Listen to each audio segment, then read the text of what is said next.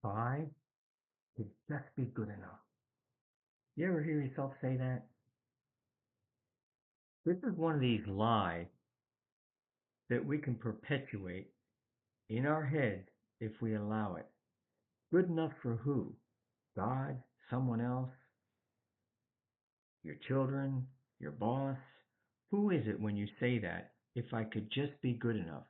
Maybe that's what you grew up with, and that is a trauma, that is something that you are getting help for or need to work through. I get that, you know, but I'm here to just expose this lie. We'll never be good enough. Never be good enough in terms of in our own sinful nature, flesh as a person. We know that as believers, right? That is why God sent his son, right? We can't work our way to heaven. We can't be good enough, good looking enough, have enough money, have enough power and prestige. We cannot just be good enough. So I mean that in that way, and I also mean that in a way where a lot of times people will strive to want to please, and you just can't be good enough. So let's talk about that a little bit, okay? We can't ever be good enough and to please everybody all the time, right?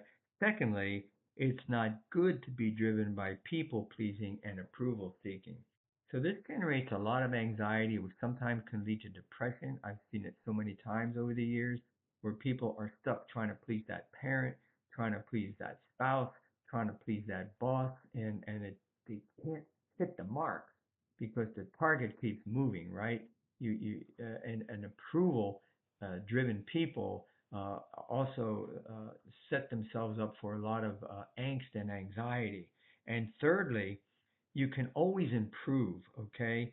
And that is good as long as you realize being good enough in the way that we're talking about it isn't healthy. And the way we're talking about it is, perfection in pleasing someone 100% of the time, hitting the mark 100% of the time. We can improve. We can get better, right? And we should strive to be better. But to have the mentality of good enough, because people will disappoint you. And I don't mean that in any kind of bad way. We're wired that way. We disappoint each other. We don't measure up sometimes, okay? So let me say this, and that is that we are to strive to please God. He makes us good enough. He sent his son. Good enough what? If we obey, we trust, obey, do what he says, live our life out, pleasing him, honoring him, asking for his forgiveness, and living this life in power, oh, we'll be good enough. Good enough in his eyes to get into heaven. That's what's important, right? We want to please him, right? Not just for fireproof insurance not to go to hell, but we want to please him. He makes you good enough. He makes you good enough for him.